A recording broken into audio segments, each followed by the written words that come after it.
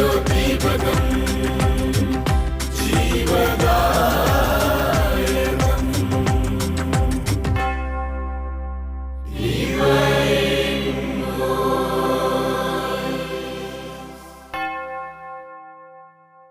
ഈശോ മിശിഹായിൽ ഏറ്റവും സ്നേഹം നിറഞ്ഞ മാതാപിതാക്കന്മാരെ, പ്രിയ സഹോദരി സഹോദരന്മാരെ, കുഞ്ഞുമക്കളെ, ഗുഡ്നസ് ചാനലിൻ്റെ ഡിവൈൻ വോയിസ് വചന ശുശ്രൂഷയിലേക്ക് ലോകമെമ്പാടുമുള്ള എല്ലാ വിശ്വാസികളെയും ഏറ്റവും ഹൃദ്യമായിട്ട് സ്വാഗതം ചെയ്യുകയാണ്. ദൈവത്തിൻ്റെ വചനം കേൾക്കുവാനും ദൈവവചനത്തിൻ്റെ ശക്തിയാൽ നിറയപ്പെടുവാനുമായിട്ട് തമ്പുരാൻ നമ്മെ ഒരുക്കുന്ന അനുഗ്രഹത്തിൻ്റെ നിമിഷം ദൈവസന്നിധിയിൽ നമ്മെ പൂർണ്ണമായിട്ട് നമുക്ക് വിട്ടുകൊടുക്കാം.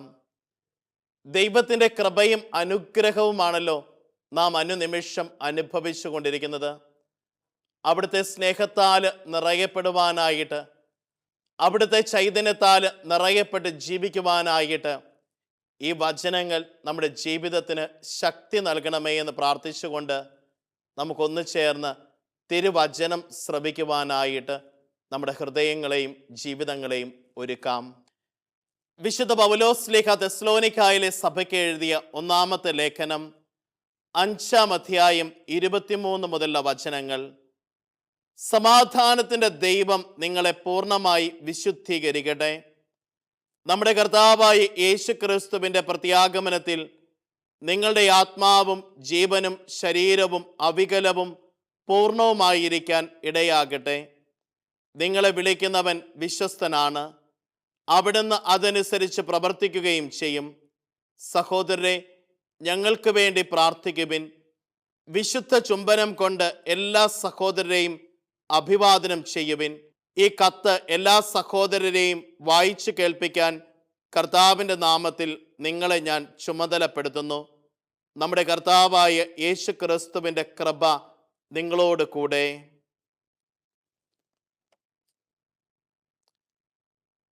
ഈശോ മിശിഹായിൽ ഏറ്റവും സ്നേഹം നിറഞ്ഞ മാതാപിതാക്കന്മാരെ, പ്രിയ സഹോദരി സഹോദരന്മാരെ, കുഞ്ഞുമക്കളെ, ഇന്ന് നാം വായിച്ചു കേട്ട തിരുവചനം നമ്മളോട് പറയുകയാണ്, നിങ്ങൾ സമാധാനത്തിൽ വർദ്ധിക്കുവിൻ. സമാധാനത്തിൻ്റെ ദൈവം പൂർണ്ണമായി നിങ്ങളെ വിശുദ്ധീകരിക്കട്ടെ. പ്രിയമുള്ളവരെ, ഈശോനാഥൻ ഉദ്ധിതനായ ശേഷം കണ്ടപ്പോൾ തൻ്റെ ശിഷ്യന്മാരോട് ആദ്യം പറഞ്ഞതും ഇതുതന്നെയാണ്, നിങ്ങൾക്ക് സമാധാനം. ഇന്ന് ലോകത്തിലേക്ക് നാം നോക്കിയാൽ ലോകം ഏറ്റവും കൂടുതൽ ആഗ്രഹിക്കുന്നത് സമാധാനത്തിന് വേണ്ടിയിട്ടാണ്. സമാധാനത്തിന് വേണ്ടി ലോകരാഷ്ട്രങ്ങൾ തമ്മിൽ ചർച്ചകൾ നടക്കുന്നു, സമാധാന ഉടമ്പടികൾ സ്ഥാപിക്കുന്നു. ലോകത്തിൽ സമാധാനത്തിന് വേണ്ടിയിട്ട് ഒരു കൂട്ടര് എപ്പോഴും ആഗ്രഹിച്ച് പ്രാർത്ഥിക്കുകയും പ്രവർത്തിക്കുകയും അതിനുവേണ്ടിയുള്ള പ്രവർത്തനങ്ങളൊക്കെ നടന്നുകൊണ്ടിരിക്കുന്നു. മറുവശത്തോ അസമാധാനത്തിൻ്റെ ദുരാത്മാക്കൾ പ്രവർത്തിക്കുന്നതായിട്ട് നാം കണ്ടുവരികയും ചെയ്യുന്നു. ഈ സമാധാനത്തിൻ്റെയും അസമാധാനത്തിൻ്റെയും അവസ്ഥകൾ ഓരോ കുടുംബ ജീവിതത്തിലും ഓരോ വ്യക്തി ജീവിതത്തിലും പിടിമുറുക്കുന്നത് നാം കണ്ടുവരികയാണ്. സമാധാനത്താൽ നിറയപ്പെടുവാനായിട്ട് എല്ലാവരും ആഗ്രഹിക്കുകയാണ്. സ്വസ്ഥതയുടെ ഒരു ജീവിതം ആഗ്രഹിക്കാത്തവരായിട്ട് ആരെങ്കിലും ഉണ്ടോ? പ്രിയമുള്ളവരെ, ദൈവമക്കള് എപ്പോഴും സ്വസ്ഥതയുടെ ജീവിതം ആഗ്രഹിക്കുന്നു. പക്ഷേ തിന്മയുടെ ദുരാത്മാക്കള് എപ്പോഴും അസ്വസ്ഥത വിതയ്ക്കാനായിട്ട് വെമ്പൽ കൊണ്ട് നിൽക്കുന്ന ഒരു ലോകത്താണ് നാം ജീവിക്കുന്നത്. ഉൽപ്പത്തിയുടെ പുസ്തകം 45-ാമത്തെ അധ്യായം 5-ാമത്തെ വാക്യം ഇപ്രകാരം പറയുകയാണ്, എന്നെ ഇവിടെ വിറ്റതോർത്ത് നിങ്ങൾ വിഷമിക്കുകയോ വിഷാദിക്കുകയോ വേണ്ട. കാരണം ജീവൻ നിലനിർത്താൻ വേണ്ടി ദൈവമാണ് എന്നെ നിങ്ങൾക്ക് മുൻപേ ഇങ്ങോട്ട് അയച്ചത്. ജോസഫ് പറയുന്ന വാക്കുകളാണ്. പഴയ നിയമത്തിലെ ജോസഫിനെ സഹോദരന്മാർ വിറ്റപ്പോൾ അവന് ഒത്തിരി ദുഃഖം അവൻ്റെ മനസ്സിൽ തോന്നിയിട്ടുണ്ടാകാം. പക്ഷേ ദൈവം അവൻ്റെ ജീവിതത്തിൽ എല്ലാം അനുഗ്രഹമാക്കി മാറ്റുന്നത് നാം കാണുകയാണ്. അവസാനം ജോസഫ് മൂലമാണ് അവൻ്റെ സഹോദരന്മാര് സമാധാനത്തിൽ ആകുന്നത്. പ്രിയമുള്ളവരെ, നമ്മുടെയൊക്കെ ജീവിതത്തിലേക്ക് നാം ഒന്ന് തിരിഞ്ഞു നോക്കുമ്പോൾ നമുക്ക് കാണുവാനായിട്ട് സാധിക്കുകയാണ്, ചിലപ്പോഴെങ്കിലുമൊക്കെ അസമാധാനത്തിൻ്റെ ദുരാത്മാക്കള് നമ്മളെ വേട്ടയാടുന്ന അവസ്ഥ. സമാധാനത്തിൽ വർദ്ധിക്കുവാനും സമാധാനത്തെ അപരന് കൊടുക്കാനും ജീവിതത്തിൽ നമുക്ക് സാധിക്കണം. ഉൽപ്പത്തിയുടെ പുസ്തകം 50-ാമത്തെ അധ്യായം 20-ാം വാക്യം പറയുന്നു, നിങ്ങൾ എനിക്ക് തിന്മ ചെയ്തു, പക്ഷെ ദൈവം അതിനെ നന്മയാക്കി മാറ്റി. ഇന്ന് കാണുന്നത് പോലെ അനേകം പേരുടെ ജീവൻ രക്ഷിക്കാൻ വേണ്ടി അവിടുന്ന് അത് ചെയ്തു. നമ്മുടെയൊക്കെ ജീവിതത്തിൽ പ്രിയമുള്ളവരെ തിന്മ സംഭവിക്കുന്ന അവസ്ഥയുണ്ട്. അപരൻ മൂലം തിന്മ ജീവിതത്തിൽ വന്നു ചേരുന്ന അവസ്ഥ, അപരൻ മൂലം അസ്വസ്ഥതകൾ ജീവിതത്തിൽ വന്നു ചേരുന്ന അവസ്ഥ, അപരൻ മൂലം തകർച്ചകൾ ജീവിതത്തിൽ വന്നു ചേരുന്ന അവസ്ഥകൾ. ഒത്തിരി മനുഷ്യർ ഇപ്രകാരത്തിൽ വിഷമിക്കുന്നത് എൻ്റെ പൗരോഹിത്യ ജീവിതത്തിൽ ഞാൻ കണ്ടുവന്നിട്ടുണ്ട്. പക്ഷെ ഒന്ന് തിരിച്ചറിയണം പ്രിയമുള്ളവരെ, അപരൻ മൂലം നിന്റെ ജീവിതത്തിലേക്ക് തിന്മയും വിഷമതയും പ്രയാസവും ഒക്കെ കടന്നു വരുമ്പോൾ നീ ചിലപ്പോൾ ഒത്തിരി വലിയ സങ്കടത്തിലും കണ്ണീരിലും ആയി പോകുന്ന അവസ്ഥയുണ്ടാകാം. നീ എത്രമാത്രം സങ്കടത്തിലും കണ്ണീരിലും ആയി പോയാലും ദൈവം നിന്നെ രക്ഷിക്കും. കുറച്ച് നാളുകൾക്ക് മുൻപ് ഒരു വൈദികനെ കണ്ടുമുട്ടാനായിട്ട് ഇടയായി. വൈദികൻ തൻ്റെ ജീവിതത്തെക്കുറിച്ച് പങ്കുവെക്കുകയാണ് ഇപ്രകാരം. അച്ഛനോട് സംസാരിക്കുമ്പോൾ അച്ഛൻ പറഞ്ഞു, അച്ഛാ, ഞാൻ ഒത്തിരി സ്വപ്നങ്ങൾ കൊണ്ട് ജീവിച്ചൊരു വ്യക്തിയാണ്. ഒത്തിരി സ്വപ്നങ്ങൾ കൊണ്ട് എൻ്റെ ജീവിതം ഞാൻ മുൻപോട്ട് നയിച്ചൊരു വ്യക്തിയാണ്. ഞാൻ അച്ഛനോട് ചോദിച്ചു, അച്ഛൻ എന്ത് ചെയ്യുന്നു? അച്ഛൻ ഇപ്പോൾ പറയുന്നു, അച്ഛൻ എന്നോട് പറഞ്ഞു, ഞാൻ എൻ്റെ ശുശ്രൂഷ ജീവിതവുമൊക്കെ ആയിട്ട് മുൻപോട്ട് പോവുകയാണ്. അച്ഛൻ പറഞ്ഞു, ഒരു 7-8 വർഷം മുമ്പ് അച്ഛാ, കൊറോണ കാലഘട്ടത്തിൽ ഞാൻ ഒരു ഇടവകയിൽ സേവനത്തിന് വേണ്ടി ചെന്നു. സേവനത്തിന് വേണ്ടി ചെന്നു. ഒത്തിരി കഷ്ടപ്പാടുകളും പ്രതിസന്ധികളും ഒക്കെ തരണം ചെയ്താണ് ഞാൻ അവിടെ സേവനത്തിന് വേണ്ടി ചെന്നത്. ഞാൻ ഇടവകയിൽ സേവനം തുടങ്ങി. ആദ്യമൊന്ന് വെച്ചാൽ ആളുകൾ പള്ളിയിലൊന്നും ഇല്ലായിരുന്നു. 5, 6, 7 പേരൊക്കെയാണ് പള്ളിയിൽ വന്നിരുന്നത്. ആളുകൾ പല വിധത്തിലുള്ള കഷ്ടതകളിലൂടെയും പ്രയാസങ്ങളിലൂടെയും കടന്നു പോയിരുന്നു. ആ ഇടവകയിൽ പല കുടുംബങ്ങളിലും 3 നേരം ഭക്ഷണം കഴിക്കാൻ പോലും നിവർത്തിയില്ലാത്ത അവസ്ഥയുണ്ടായിരുന്നു. പലപ്പോഴും എൻ്റെ കയ്യിലുള്ള കുറച്ച് പൈസയൊക്കെ ഞാൻ അവർക്ക് പങ്കുവെച്ച് കൊടുത്താണ് ജീവിതം അവിടെ മുൻപോട്ട് പോയിരുന്നത്. അപ്രകാരം ജീവിതം മുൻപോട്ട് പോയി. ആളുകളൊക്കെ ഒന്നിനു പുറകെ ഒന്നായിട്ട് ദേവാലയത്തിലേക്ക് കടന്നു വരാനൊക്കെ തുടങ്ങി. പല സായാഹ്നങ്ങളിലും ഞാൻ പല ഭവനങ്ങളും സന്ദർശിച്ച് അവരോട് സംസാരിച്ച് അവരെയൊക്കെ പള്ളിയിലേക്ക് കൂട്ടിക്കൊണ്ടുവന്നു.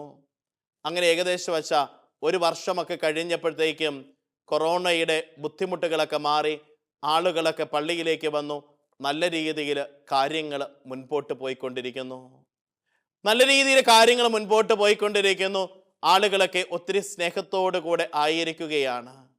അപ്രകാരം മുൻപോട്ട് പോയിക്കൊണ്ടിരിക്കുമ്പോൾ ഒരു സുപ്രഭാതത്തിൽ അവിടെ വലിയ ആഘോഷങ്ങൾക്കൊക്കെ വേണ്ടിയിട്ട് ഒരുങ്ങുന്ന സമയം എന്നെ ഉത്തരവാദിത്തപ്പെട്ടവർ എന്നെ വിളിക്കാനായിട്ട് ഇടയായി. ഉത്തരവാദിത്തപ്പെട്ടവർ എന്നോട് പറഞ്ഞു, അച്ഛൻ എത്രയും വേഗം അവിടുന്ന് സ്ഥലം മാറി മറ്റൊരു സ്ഥലത്തേക്ക് പോകണം. ഞാൻ ചോദിച്ചു, എന്താണ് കാരണം? ഈ വൈദികൻ പറയുകയാണ്, വൈദികൻ വളരെ ദുഃഖത്തോടു കൂടി ചോദിച്ചു, എന്താണ് കാരണം? കുറച്ച് ദിവസങ്ങൾ കൂടി കഴിഞ്ഞാൽ ഇവിടെ ക്രിസ്മസിൻ്റെ വലിയൊരു ആഘോഷം നടക്കുന്നു. ഈ ആഘോഷങ്ങൾക്കൊക്കെ ശേഷം ഞാൻ ഇവിടെ നിന്ന് സാവകാശം മാറിപ്പോയപ്പോൾ എന്താണ് കാരണം? അപ്പോൾ അധികാരികൾ അച്ഛനോട് പറഞ്ഞു, അച്ഛൻ എത്രയും വേഗം അവിടുന്ന് മാറി ഇന്ന ഇടവകയിലേക്ക് പോവുക. കാരണം അച്ഛനെ പറ്റി ഒത്തിരി കംപ്ലൈൻറ്റുകൾ ഉണ്ട്. പ്രിയമുള്ളവരെ, ഈ വൈദികൻ പറയുകയാണ്, എനിക്കത് വിശ്വസിക്കാനായിട്ട് സാധിച്ചില്ല. കാരണം എന്നോട് ഒത്തിരി സ്നേഹത്തോടു കൂടെ വർത്തിക്കുന്നവര്, ഞാൻ ഒത്തിരി സ്നേഹത്തോടു കൂടെ സ്നേഹിച്ച് എൻ്റെ ഉള്ളം കയ്യിൽ കൊണ്ടു നടന്ന ഒരു ജനത്തിൽ നിന്ന് എനിക്കെതിരെ കംപ്ലൈൻറ്റുകൾ ഉണ്ടാകുമെന്ന് ഒരിക്കലും ഞാൻ പ്രതീക്ഷിച്ചതല്ല.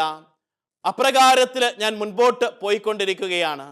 നന്മയായിട്ട് എല്ലാവരുടെയും ജീവിതത്തിലേക്ക് അനുഗ്രഹമായിട്ട് ഞാൻ മാറിക്കൊണ്ടിരിക്കുന്നു ഞാൻ കരുതിയ സമയത്താണ് ഇപ്രകാരത്തിൽ സംഭവിച്ചത്. ഈ അച്ഛനോട് പറയുകയാണ്, അച്ഛാ, ഞാൻ ഒത്തിരി വിഷമത്തോടു കൂടിയാണ് അവിടുന്ന് പോരുന്നത്. ഞാൻ എൻ്റെ അധികാരികളോട് ചോദിച്ചു, എന്താണ് കംപ്ലൈൻറ്റ്? അധികാരികൾ ചില കംപ്ലൈൻറ്റുകളൊക്കെ എൻ്റെ മുൻപിൽ നിരത്തിയപ്പോൾ എനിക്ക് ഒരിക്കലും വിശ്വസിക്കാനായിട്ട് സാധിച്ചില്ല. എനിക്കൊരിക്കലും വിശ്വസിക്കാനായിട്ട് സാധിച്ചില്ല. എൻ്റെ കൂടെ ആയിരുന്നവര്, ഞാൻ ഒത്തിരി സ്നേഹിച്ചവര്, എന്നോടൊപ്പം ഭക്ഷണം കഴിച്ചവര്, എന്നോടൊപ്പം ജീവിതത്തിൽ ആ ദിവസങ്ങളിലൊക്കെ കൂടെ നിന്നവരാണ് എനിക്കെതിരെ ഈ കംപ്ലൈൻറ്റുകൾ, കള്ളത്തരത്തിൻ്റെ കംപ്ലൈൻറ്റുകൾ കൊടുത്തത് എന്ന്. കാരണം എന്താണെന്ന് വെച്ചാൽ അവരുടെ ചില സ്വാർത്ഥതകൾക്ക് ഞാൻ എതിര് നിന്നു. അവരുടെ ചില തെറ്റായ തീരുമാനങ്ങൾക്ക്, തെറ്റായ നടപടികൾക്ക് ഞാൻ എതിര് നിന്നപ്പോൾ എൻ്റെ മേൽ അവർ ചില തിന്മകൾ ആരോപിച്ചു. എനിക്ക് സഹിക്കാൻ പറ്റിയില്ല. ഞാൻ അച്ഛനോട് ചോദിച്ചു, എന്നിട്ട് എന്ത് സംഭവിച്ചു? ഞാൻ മറ്റൊരു സ്ഥലത്തേക്ക് സ്ഥലം മാറിപ്പോയി. പക്ഷേ എനിക്കെൻ്റെ ശുശ്രൂഷ ജീവിതത്തിൽ പോലും ഒത്തിരി പുറകോട്ട് മാറി നിൽക്കേണ്ടതായിട്ട് വന്നു. എനിക്കെൻ്റെ ശുശ്രൂഷ ജീവിതത്തിൽ പോലും ഒത്തിരി പുറകോട്ട് മാറി നിൽക്കേണ്ടതായിട്ട് വന്നു. കുറേ മാസങ്ങൾ ഞാൻ ഒത്തിരി കരഞ്ഞ സമയമാണ് ഈ വൈദികൻ പറഞ്ഞു വെക്കുകയാണ്. ഞാൻ ചോദിച്ചു, പിന്നെ എന്ത് സംഭവിച്ചു? ഞാൻ വീണ്ടും തീക്ഷണമായിട്ട് പ്രാർത്ഥിക്കുവാനായിട്ട് തുടങ്ങി. ഞാൻ വീണ്ടും തീക്ഷണമായിട്ട് പ്രാർത്ഥിക്കുവാനും ഇവരെയൊക്കെ സമർപ്പിച്ചുകൊണ്ട് ദൈവസന്നിധിയിൽ ക്ഷമിച്ചു പ്രാർത്ഥിക്കുവാനുമായിട്ട് ഞാൻ തുടങ്ങിയപ്പോൾ എൻ്റെ ജീവിതത്തിലേക്ക് ദൈവം വീണ്ടും ശക്തമായിട്ട് ഇടപെടാൻ തുടങ്ങി. എൻ്റെ ജീവിതത്തിലേക്ക് ദൈവം ശക്തമായിട്ട് ഇടപെടാൻ തുടങ്ങി. ഞാൻ ആയിരിക്കുന്ന അവസ്ഥയിൽ എനിക്കൊരു സമാധാനത്തിൻ്റെ അനുഭവം എൻ്റെ ദൈവം എനിക്ക് പ്രദാനം ചെയ്തു. ഈ വൈദികൻ എന്നോട് പറയുകയാണ്, ഞാൻ കണ്ണീരൊഴുക്കാത്ത രാത്രികളിലായിരുന്നു. ഞാൻ സങ്കടപ്പെടുകയും ദുഃഖിക്കുകയും ചെയ്യാത്ത രാത്രികളിലായിരുന്നു. ഞാൻ പലപ്പോഴും ദൈവത്തോട് ചോദിച്ചിട്ടുണ്ട്, എന്തിന് ഇവർ എന്നെ ഇപ്രകാരം ദ്രോഹിച്ചു? എന്തിന് ഇവർ എപ്രകാരം എന്നെ ദ്രോഹിച്ചു? പലപ്പോഴും ഈ വൈദികൻ പറയുകയാണ്, പലപ്പോഴും ഞാൻ ചിന്തിച്ചിട്ടുണ്ട്, നിരപരാധിയായിരുന്നിട്ടും യൂദാസ് യേശുവിനെ ഒറ്റിക്കൊടുത്തില്ലേ? നിരപരാധിയായിരുന്നിട്ടും ഒരു പാപവും ചെയ്യാതെ ലോകത്തിന്റെ പാപം നീക്കാനായിട്ട് വന്ന ദൈവത്തിന്റെ കുഞ്ഞാടിനെ 30 വെള്ളിക്കാശിന് ഒറ്റിക്കൊടുത്തില്ലേ? ഞാൻ പലപ്പോഴും ചിന്തിച്ചു, അത്രയും ഇല്ലല്ലോ എൻ്റെ ജീവിതത്തിൽ സംഭവിച്ചത്. അത്രയുമില്ലല്ലോ എൻ്റെ ജീവിതത്തിൽ സംഭവിച്ചത്. ഞാൻ പിന്തിരിഞ്ഞു നോക്കിയപ്പോൾ എന്നെ മനസ്സിലാക്കുന്ന, എന്നെ തിരിച്ചറിയുന്ന കുറച്ചു പേരുടെ മുഖമെങ്കിലും കണ്ടുമുട്ടാനായിട്ട് സാധിച്ചു എന്ന് ആ വൈദികൻ പറഞ്ഞു വെക്കുകയാണ്. പ്രിയമുള്ളവരെ, നമ്മുടെയൊക്കെ ജീവിതത്തിലേക്കും ഇതുപോലെ അസമാധാനത്തിൻ്റെ ദുരാത്മാക്കൾ വന്നു ചേരുന്ന അവസ്ഥകൾ ജീവിതത്തിലുണ്ടാകാം. ഇതുപോലെ തിന്മകൾ നമ്മുടെ ജീവിതത്തിലേക്ക് വിതയ്ക്കുന്ന അവസ്ഥകൾ ജീവിതത്തിൽ ഉണ്ടാകാം. ജെറമ്യാ പ്രവാചകന്റെ പുസ്തകം 3-ാമത്തെ അധ്യായം 12-ാമത്തെ വാക്യം പറയുകയാണ്, കർത്താവ് അരുളി ചെയ്യുന്നു, അവിശ്വസ്തയായ ഇസ്രായേലെ തിരിച്ചു വരിക, ഞാൻ നിന്നോട് ക്ഷമിക്കുകയില്ലേ? ഞാൻ കാരുണ്യവാനാണ്, ഞാൻ എന്നേക്കും കോപിക്കുകയില്ല. തിരുവചനത്തിൽ അവിടുന്ന് പറയുകയാണ്, നമ്മുടെയൊക്കെ ജീവിതത്തിലേക്കും പ്രിയമുള്ളവരെ ഇതുപോലെ തിന്മയുടെ അവസ്ഥകൾ കടന്നു വരുന്നത് മൂലം അസമാധാനം വിതയ്ക്കുന്നുണ്ടാകാം. പക്ഷേ തമ്പുരാന്റെ ഹൃദയത്തോട് നമ്മൾ ചേർന്ന് നിൽക്കുമ്പോൾ ജീവിതത്തിൽ അവിടുന്ന് നൽകുന്ന വലിയ ആശ്വാസവും സമാധാനവും ജീവിതത്തിൽ അനുഭവിക്കാനായിട്ട് സാധിക്കും. സങ്കീർത്തനങ്ങളുടെ പുസ്തകം 86-ാമത്തെ സങ്കീർത്തനം 5-ാമത്തെ വാക്യം പറയുകയാണ്, കർത്താവേ, അങ്ങ് നല്ലവനും ക്ഷമാശീലനുമാണ്, അങ്ങേ വിളിച്ചപേക്ഷിക്കുന്നവരോട് അങ്ങ് സമർത്ഥമായി കൃപ കാണിക്കുന്നു. അങ്ങേ വിളിച്ചപേക്ഷിക്കുന്നവരോട് അങ്ങ് സമർത്ഥമായിട്ട് കൃപ കാണിക്കുന്നു. സങ്കീർത്തനങ്ങളുടെ പുസ്തകം 86-ാമത്തെ അധ്യായം 15-ാമത്തെ വാക്യം പറയുകയാണ്, കർത്താവേ, അങ്ങ് കാരുണ്യവാനും കൃപാനിധിയുമായ ദൈവമാണ്, അങ്ങ് ക്ഷമാശീലനും സ്നേഹസമ്പന്നനും വിശ്വസ്തനുമാണ്. നമ്മുടെയൊക്കെ ജീവിതത്തിൽ പ്രിയമുള്ള ദൈവജനമേ, ഒന്ന് ചിന്തിക്കുവാനായിട്ട്, ഒന്ന് ധ്യാനിക്കുവാനായിട്ട് ജീവിതത്തിൽ സാധിക്കണം. ഞാൻ എത്രമാത്രം ഒരു ദൈവീകതയുടെ സമാധാനത്താൽ നിറയപ്പെടാനായിട്ട് ജീവിതത്തിൽ പറ്റുന്നുണ്ട്. പ്രിയമുള്ളവരെ, നമ്മുടെയൊക്കെ ജീവിതത്തിലേക്ക് ദൈവം തരുന്ന സമാധാനം ഇതുപോലെ നഷ്ടപ്പെടുത്തുന്ന അവസ്ഥകളൊക്കെ ഉണ്ടായിരിക്കാം. ഇതുപോലെ തകർക്കാനായിട്ട് വരുന്നൊരവസ്ഥയൊക്കെ ഉണ്ടായിരിക്കാം. ഒരു കാരണവശാലും അവരുടെ കരങ്ങളിലേക്ക് വീഴാനായിട്ട് ജീവിതത്തിൽ നമ്മൾ പരിശ്രമിക്കരുത്. അവരുടെ കരങ്ങളിലേക്ക് നമ്മുടെ ജീവിതത്തെ നമ്മൾ കൊണ്ടുപോയി കൊടുക്കരുത്. മറിച്ച് ദൈവത്തിൻ്റെ കരത്തിലേക്ക് നമ്മളെ മുറുകെ പിടിക്കാനായിട്ട് ജീവിതത്തിൽ സാധിക്കണം. ഈ വൈദികൻ എന്നോട് പറഞ്ഞു വെക്കുകയാണ്, അച്ഛാ, ഞാൻ ഒത്തിരി ദുഃഖിക്കുകയും അസമാധാനത്താൽ നിറയപ്പെടുകയും ഒത്തിരി വിദ്വേഷ ചിന്തകളും വൈരാഗ്യ ബുദ്ധികളുമൊക്കെ എൻ്റെ മനസ്സിൽ തോന്നി. പക്ഷേ ദൈവസന്നിധിയിൽ ഇതൊക്കെ ഇറക്കി വെക്കാനായിട്ട് ജീവിതത്തിൽ തയ്യാറായപ്പോൾ എൻ്റെ ജീവിതത്തിലേക്ക് ദൈവം തന്ന ഒരു വലിയ സമാധാനമുണ്ട്. ദൈവം എന്നെ കൈപിടിച്ചുയർത്തുകയും ദൈവം എന്നെ കൈപിടിച്ച് നടത്തുകയും ദൈവം എൻ്റെ തൻ്റെ കൈക്കുള്ളിൽ എന്നെ സംരക്ഷിക്കുകയും ചെയ്യുന്നത് എനിക്ക് ജീവിതത്തിൽ അനുഭവിക്കാനായിട്ട് സാധിച്ചു. ഞാൻ അച്ഛനോട് ചോദിച്ചു, അച്ഛാ, ഇപ്പം അച്ഛൻ എങ്ങനെയായിരിക്കുന്നു? അച്ഛൻ എന്നോട് പറയുകയാണ്, ഞാൻ ഒരു ദൈവിക സമാധാനത്തിൽ ആയിരിക്കുന്നു. ഞാൻ ചോദിച്ചു, ഇപ്പോഴും അവർ ഉപദ്രവിക്കുന്നുണ്ടോ? അപ്പോൾ അച്ഛൻ എന്നോട് പറയുകയാണ്, പലപ്പോഴും പുറകെ നടന്ന് കുത്തുവാക്കുകളും അധിക്ഷേപങ്ങളും ഒക്കെ ഞാൻ കേൾക്കാറുണ്ട്. പക്ഷേ അതൊന്നും എന്നെ സ്പർശിക്കാറില്ല. കാരണം എൻ്റെ ഉള്ളിലുള്ളവൻ പുറമെയുള്ളവനേക്കാൾ ശക്തനാണ്. എൻ്റെ ഉള്ളിലുള്ളവൻ പുറമെയുള്ളവനേക്കാൾ ശക്തനാണ്. ദൈവികമായ ശക്തിയാൽ, ദൈവികമായ അഭിഷേകത്താൽ നിറയപ്പെട്ട് ജീവിക്കുവാനായിട്ട് അവിടുന്ന് എനിക്ക് കരുത്ത് തന്നു എന്ന് അച്ഛൻ പറയുകയാണ്. നമ്മുടെയൊക്കെ ജീവിതത്തിൽ പ്രിയമുള്ളവരെ ഇത് തന്നെയാണ് സംഭവിക്കുന്നത്. നമ്മുടെ അധികാരത്തിലുള്ളവര്, നമ്മുടെ ചുറ്റുമുള്ളവര് നമ്മെ തെറ്റിദ്ധരിക്കുന്ന അവസ്ഥകൾ ഉണ്ടായിരിക്കാം. നമ്മുടെ ജീവിതത്തിലേക്ക് വേദനകൾ തരുന്ന അവസ്ഥകൾ ഉണ്ടായിരിക്കാം. നമ്മുടെ ജീവിതത്തിലേക്ക് സഹനം തരുന്ന അവസ്ഥയുണ്ടായിരിക്കാം. നമ്മുടെ ജീവിതത്തിലേക്ക് പഴിചാരലുകളും പരിഭവങ്ങളും വന്നു ചേരുന്ന അവസ്ഥയുണ്ടായിരിക്കാം. ജീവിതത്തിൽ പോലും ചിന്തിക്കാത്ത തിന്മകളും കുറ്റങ്ങളും നമ്മുടെ മേൽ അടിച്ചേൽപ്പിക്കാനായിട്ട് പരിശ്രമിക്കുന്ന അവസ്ഥകൾ ഉണ്ടായിരിക്കാം. എന്തു തന്നെയാണെങ്കിലും ദൈവസന്നിധിയോട് നീ നിന്റെ ജീവിതത്തെ ചേർത്ത് വെക്കാനായിട്ട്, തമ്പുരാന്റെ കരങ്ങളിലേക്ക് നിന്റെ ജീവിതത്തെ നീ കൊടുക്കാനായിട്ട് നീ തയ്യാറാകുമ്പോൾ ദൈവം നിന്റെ ജീവിതത്തിലേക്ക് ശക്തമായിട്ട് ഇടപെടും. മറ്റൊരു ശക്തിക്കും നിന്നെ കൈപിടിച്ചുയർത്താനായിട്ട് സാധിക്കുകയില്ല. ഒന്നിനും നിന്റെ ജീവിതത്തിലേക്ക് ബലം തരാനായിട്ട് സാധിക്കുകയില്ല. റോമാക്കാർക്ക് എഴുതിയ ലേഖനം 12-ാമത്തെ അധ്യായം 14-ാമത്തെ വാക്യം പറയുകയാണ്, നിങ്ങളെ പീഡിപ്പിക്കുന്നവരെ അനുഗ്രഹിക്കുവിൻ, അനുഗ്രഹിക്കുകയല്ലാതെ ശപിക്കരുത്. വീണ്ടും റോമാക്കാർക്ക് എഴുതിയ ലേഖനം 12-ാമത്തെ അധ്യായം 17-ാമത്തെ വാക്യം പറയുകയാണ്, തിന്മയ്ക്ക് പകരം തിന്മ ചെയ്യരുത്, ഏവരുടെയും ദൃഷ്ടിയിൽ ശ്രേഷ്ഠമായത് പ്രവർത്തിക്കുവാൻ ശ്രദ്ധിക്കുവിൻ. നമ്മുടെയൊക്കെ ജീവിതത്തിലേക്ക് പ്രിയമുള്ളവരെ നമുക്ക് സാധ്യമാകണം. കൊരിന്തോസുകാർക്ക് എഴുതിയ 2-ാമത്തെ ലേഖനം 2-ാം അധ്യായം 10-ാം വാക്യം പറയുന്നു, നിങ്ങൾ ക്ഷമിക്കുന്നവരോട് ഞാനും ക്ഷമിക്കുന്നു.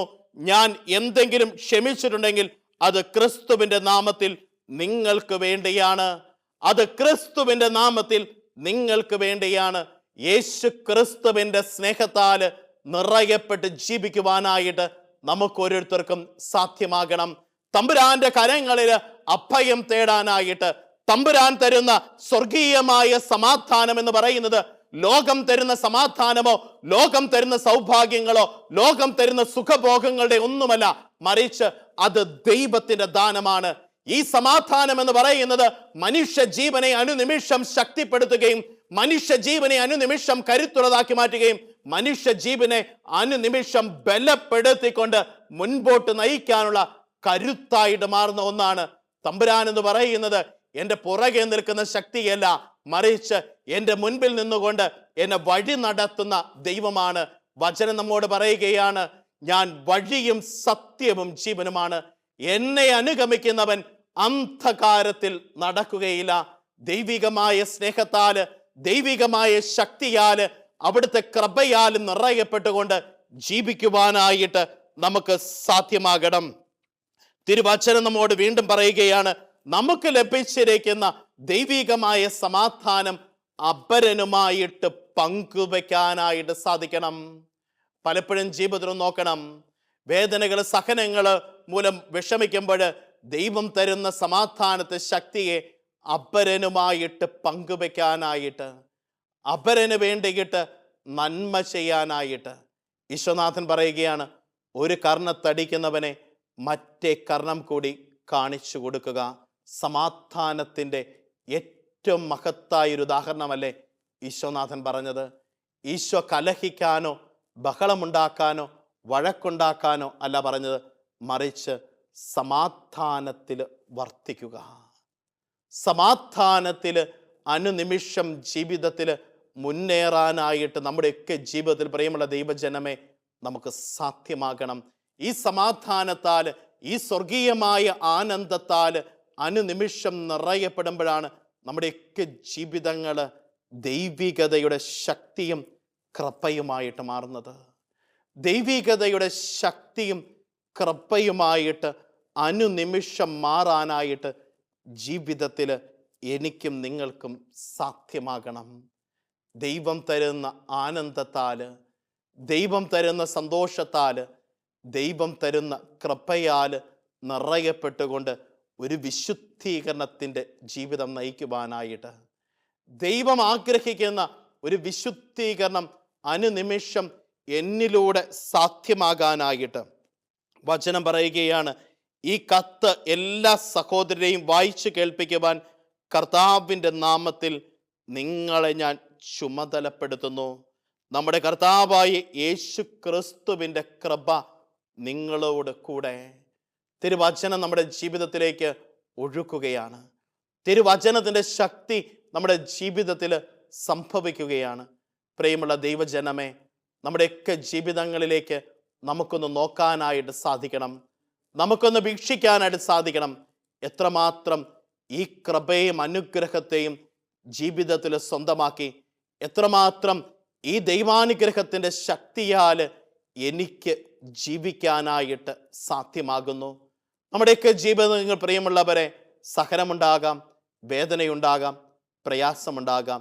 ഹൃദയത്തിൽ സമാധാനത്തിൽ ജീവിക്കാനായിട്ട് തിരുവചനം പറയുകയാണ്, ഹൃദയശുദ്ധിയുള്ളവർ ഭാഗ്യവാന്മാർ, അവർ ദൈവത്തെ കാണും. ഹൃദയശുദ്ധിയുള്ളവർ ഭാഗ്യവാന്മാർ, അവർ ദൈവത്തെ കാണും. നമ്മുടെയൊക്കെ ജീവിതത്തിൽ ഈ ഹൃദയശുദ്ധിയാലും നിറയപ്പെട്ടുകൊണ്ട് എല്ലാവിധത്തിലുള്ള അസ്വസ്ഥതകളും പ്രയാസങ്ങളും മനസ്സിൽ നിന്നും മാറ്റി ദൈവികതയുടെ പരിപാലനയിൽ തികവിൽ ജീവിക്കുവാനായിട്ട്, ഒരു ദൈവൈക്യത്തിൻ്റെ അവസ്ഥയെ ജീവിതത്തിൽ സ്വന്തമാക്കിക്കൊണ്ട് മുന്നേറുവാനായിട്ട്, അവിടുത്തെ കൃപയും ശാന്തിയും ജീവിതത്തിൽ അനുഭവിക്കുവാനായിട്ട് നമ്മുടെയൊക്കെ വിശ്വാസ ജീവിതത്തിൽ നമുക്കും സാധ്യമാകണം. തമ്പുരാൻ ആഗ്രഹിക്കുകയാണ് ഒരു വിശുദ്ധീകരണം. തമ്പുരാൻ ആഗ്രഹിക്കുകയാണ് ഒരു കൃപയാൽ നിറയപ്പെടുവാനായിട്ട്. തമ്പുരാൻ ആഗ്രഹിക്കുകയാണ് സ്വർഗീയമായ സമാധാനത്താൽ നീ നിറയപ്പെടാനായിട്ട്. ദൈവകരങ്ങളിലേക്ക് ജീവിതത്തെ പൂർണ്ണമായിട്ട് നമുക്ക് സമർപ്പിക്കാം.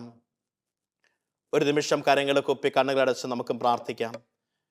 കാരുണ്യവാനും സ്നേഹനിധിയുമായ നല്ല ദൈവമേ, അങ്ങേ തിരുസന്നിധിയോട് ഈ നിമിഷം എൻ്റെ ജീവിതത്തെ ചേർത്ത് വയ്ക്കുന്നു.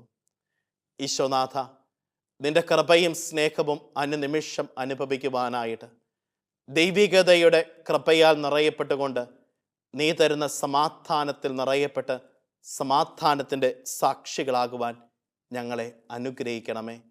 അമ്മേ മാതാവേ, ഞങ്ങൾക്ക് വേണ്ടി മാധ്യസ്ഥം യാചിക്കണമേ. നമ്മുടെ കർത്താവ് ഈശോ മിശിഹായുടെ കൃപയും പിതാവായ ദൈവത്തിൻ്റെ സ്നേഹവും പരിശുദ്ധാത്മാവിൻ്റെ സഹവാസവും നാം എല്ലാവരുടെയും കൂടെ ഉണ്ടായിരിക്കട്ടെ, ഇപ്പോഴും എപ്പോഴും എന്നേക്കും. ആമേൻ. നല്ലൊരു ദിവസം എല്ലാവർക്കും ആശംസിക്കുന്നു. ദൈവം അനുഗ്രഹിക്കട്ടെ. ആമേൻ.